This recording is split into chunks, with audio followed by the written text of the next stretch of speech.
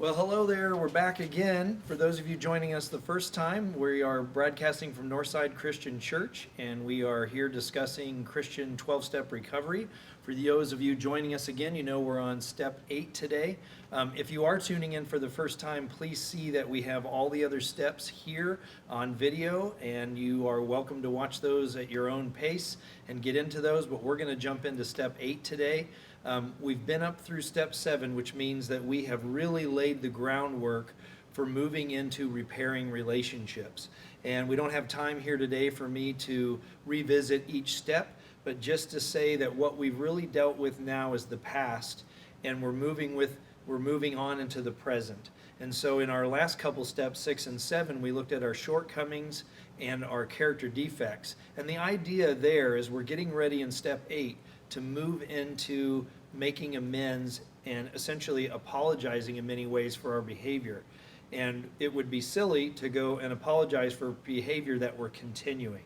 And so 4, 5, 6, and 7 gave us the opportunity to surrender those things and change those behaviors. So when we go to others and we are mending those relationships, we can say, you know what, God willing, I don't do this anymore. I'm not like that anymore. I've changed. And what a witness that is, not only in our own life, but to the power of Christ to others that maybe don't know him yet.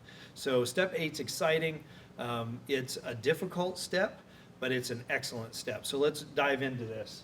Step 8, one of the longer steps, says, made a list of all persons we had harmed and became willing to make amends to them all. And I'm going to do a little bit of what I've done with the past steps, which is break it down by the words, but because this is such a lengthy step, I may take them in chunks today or kind of jump ahead, but just bear with me here and we'll break the step down and talk about its meaning. So the first part is pretty easy and straightforward. It's asking us to make a list, and you'll see different applications of this. Some books and some programs will have you make columns. Some people will literally just have you make a list out of names. I really like the column method. I think that makes things really clear. And we're going to circle back to that, the way to make the columns. But remember, in that part, literally what you are doing is you're writing some names of people that you have had issue with in your life, the relationships in your life, and you're making a list. And the list is of all the people we had harmed. So notice that they say persons, but I want to add here that it could be institutions. I was just talking with somebody off camera, and we were joking about making amends to them all instead of them all. And that's only kind of a joke. If you stole something from the mall, if you graffitied the mall, if you did something to an institution, then you may have restitution to an institution as well. So even though it says we made a list of all persons we had harmed, there may need to be the listed your school that you went to, a store or someplace that you stole from, whatever kind of harm you've done, those are really the things we're listing out. So we made a list of all the persons, and I would add institutions, we had harmed. And it doesn't say if, it says we had. So there may be relationships in your life, there may be things that weren't harmed. If that's the case, they don't need to be on the list. This is a list of those that we had harmed. We know we've made their life harder, we've done damage to their property, to their person, to their spirit. Somehow we've harmed them. And remember that we can do all kinds of harm. We can do physical harm. We can do psychological harm. We can do spiritual harm. You're asking, well, how do I spiritually harm somebody? Well, if we led anybody astray, that can be spiritual harm. If we encouraged people into behaviors that were negative, maybe we introduced somebody to drugs for the first time, or we were stealing, or we were doing damage to property and those kinds of things, and we took people with us, that could be spiritual harm. There's a lot of different, so you want to think about any way that you might have harmed someone. And then there's an and so there's, and is a conjunction, it's plus. These things go together, but they are also two distinct parts. So the first part is you think about, you ask God, you pray. I think it's always good before any of these steps and before any writing to pray and really ask the Holy Spirit, show me, give me the names, remind me of relationships and people I may have forgotten. This could go all the way back to grade school for some of us. Who needs to be on this list? And ask God. And that's the first part. That's the first thing we do. And I'll say at this point now kind of what those columns need to be. And again, I'm not going to write this down or even send this out because there's many ways to do it, so I'm just giving an example. But one might be the name of the person. Who's the person I harmed? And then the next part might be how I harmed them. Did I harm them, mentally, physically, spiritually, emotionally? How did I harm them? What kind of harm did I do? In other words, be more specific. So describe what happened. And then the last one would be, and what do I propose to do to make an amend? And here's why it's a proposal. It's a proposal because you may find that when you meet with your sponsor or your spiritual mentor or an accountability partner, that they have a completely different take on what would be the best way to make amends. So this is just from your heart, from your gut, what do I think would be the best way to make up for this thing that I did? And I was always taught, and I believe this, and I want to convey this to you, that if you were drunk driving and you drove through somebody's fence, then you need to be prepared to build them a new fence. Not just pay for it, but put the labor in. That we made somebody's life harder, worse, whatever, and we want to do the best we can to make up for that. And so the more personal we can make that, the more direct to the harm done, the more direct the amend to the harm, the better. I've heard stories of people that have injured somebody physically, even if it was an accident. Maybe someone became paralyzed. They moved close to their house so they could literally push them in a wheelchair once a week to the grocery store to get their groceries. There's no way to give that person the use of their legs back. So what's the closest thing that I can do to really make up for these things that I've done?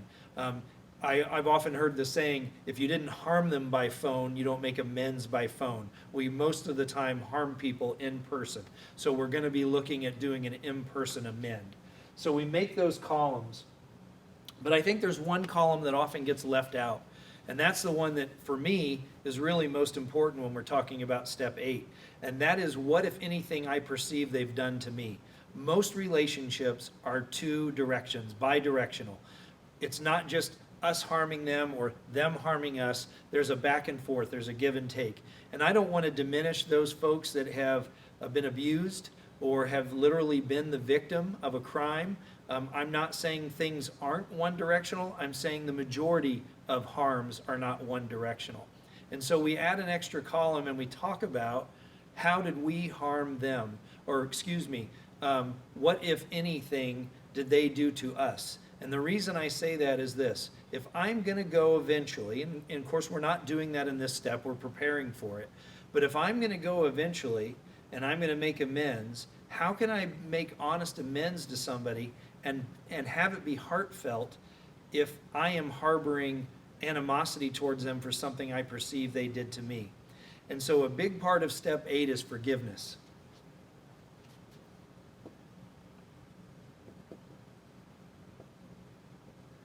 And I just want to kind of let that stir in your hearts for a few minutes. And I'm going to finish talking about the rest of the step. And then we're going to come back and dive a little deeper for a moment into the idea of forgiveness.